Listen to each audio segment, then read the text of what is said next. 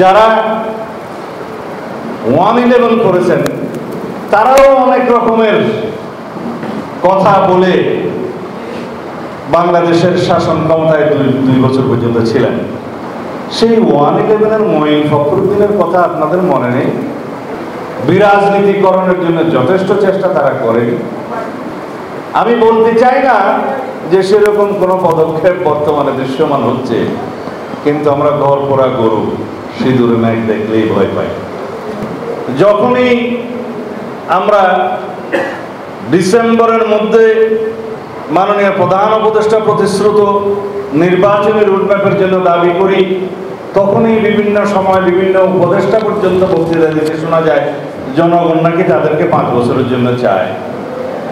ইতি স্বরাষ্ট্র উপদেষ্টা কয়দিন আগে বোধহয় দেখেছেন, মাননীয় স্বরাষ্ট্র উপদেষ্টা তো পদত্যাগ চেয়ে আমরা বহু কমেন্ট দেখেছি, সেটা উনি দেখেন নাই। কালকে আমাদের ফরিদা বা একজন উপদেষ্টা আমার সাথে খুবই ভালো সম্পর্ক, আমি সেজন্য সমালোচনা কম করতে চাই, বললেন যে ওনারা নাকি নির্বাচিত হয়েছেন। কিভাবে? গণ অভ্যুত্থানের মাধ্যমে ওনাদেরকে নির্বাচিত করেছে জনগণ। তাহলে এদেশে ইলেকশন কমিশন আছে কেন? যদি রাস্তার গণ অভ্যুত্থানের মধ্য দিয়ে সরকার পরিবর্তন হয়, সেটা অবশ্যই এদেশের মানুষের কামনা, কিন্তু একটি নির্বাচিত সরকারের বিকল্প তো আপনারা হতে পারেন না। আপনারা অবশ্যই অনির্বাচিত, সেটা প্রতিদিনই আপনাকে স্মরণ করিয়ে দেওয়া হবে। অবশ্য ওনার স্বামী আমাদের ভাই সাহেব জনাব ফরহাদ মজার সাহেব গত 2-3 দিন আগে বক্তৃতা দিয়েছে, নির্বাচনের মাধ্যমে নাকি গণতন্ত্র প্রতিষ্ঠা হয় না, কেবল লুটারাদের একটা সাম্রাজ্য প্রতিষ্ঠা হয়। কি আর বলবো, যে নির্বাচনের জন্য, যে ভোটাধিকারের জন্য, যে গণতান্ত্রিক অধিকার ফিরে পাওয়ার জন্য, যে সাংবিধানিক অধিকার ফিরে পাওয়ার জন্য এদেশের হাজার মানুষ শহীদ হলেন, গণ অভ্যুত্থান হলো, ফ্যাসিবাদের পতন হলো, সেই নির্বাচন, সেই ভোটাধিকারকে আপনারা অস্বীকার করছেন। কাদেরকে আপনারা উৎসাহিত করছেন? কোন গণতান্ত্রিক শক্তিকে এই মাঝপথে আপনারা সুবিধা দিচ্ছেন? কাদেরকে সুবিধা দেওয়ার জন্য, কাদের এজেন্ডা বাস্তবায়নের জন্য মাননীয় প্রধান উপদেষ্টা প্রায় ডিসেম্বর থেকে জুন ডিসেম্বর এই সমস্ত আসা যাওয়া করছেন? এক জায়গায় স্থির থাকতে পারছেন না কেন? আপনি পৃথিবী বিখ্যাত একজন সম্মানিত ব্যক্তি, আপনার এই রকম শিফটিংটা কিন্তু জাতি এবং আন্তর্জাতিক ভালোভাবে নেবে না। আমাদের সাথে আপনারা বৈঠক করেছিলেন, কথা দিয়েছিলেন, আপনাদের সমস্ত কর্মকাণ্ড পরিচালিত হচ্ছে ডিসেম্বরকে সামনে রেখে জাতীয় নির্বাচনের উদ্দেশ্যে।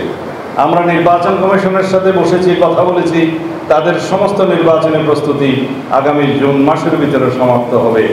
তারা বলেছেন ডিসেম্বরের ভিতরে তারা নির্বাচন দেওয়ার জন্য উদ্গ্রীব। এখন সেই কথা যদি আমরা বলি তাহলে গণতন্ত্রের পক্ষের শক্তি, জানি না কেন এই দেশে সবাই এগুলার সমর্থনে কথা বলতে উচ্চকিত হচ্ছেন না। আমাদের অনেক রকমের অভিজ্ঞতা আছে, তিক্ত অভিজ্ঞতা। বাংলাদেশের মানুষ গণতান্ত্রিক অধিকার ফিরে পাওয়ার জন্য, সাংবিধানিক অধিকার ফিরে পাওয়ার জন্য, বৈষম্যহীন রাষ্ট্র এবং সমাজ ব্যবস্থা প্রতিষ্ঠার জন্য তীব্র আকাঙ্ক্ষা থেকে এক দফার আন্দোলনের মধ্য দিয়ে এই দেশে গণতান্ত্রিক গণ অভ্যুত্থান, ছাত্র গণ অভ্যুত্থান সৃষ্টি করেছিল। কেউ যদি এটাকে বিপ্লব বলতে চায় তাহলে আমি দুঃখ প্রকাশ করব। এটা কোনো সামাজিক বিপ্লব নয়, অর্থনৈতিক এবং সামাজিক রীতি নীতি এবং ব্যবস্থা পরিবর্তনের কোনো বিপ্লব হয়নি। গণতান্ত্রিক আকাঙ্ক্ষা থেকে গণতান্ত্রিক অধিকার ফিরে পাওয়ার জন্য ফ্যাসিবাদের বিরুদ্ধে একটি গণতান্ত্রিক গণ অভ্যুত্থান, ছাত্র গণ অভ্যুত্থান সংগঠিত হয়েছে। সুতরাং আমরা আমাদের গণতান্ত্রিক অধিকার ফিরে পেতে চাই।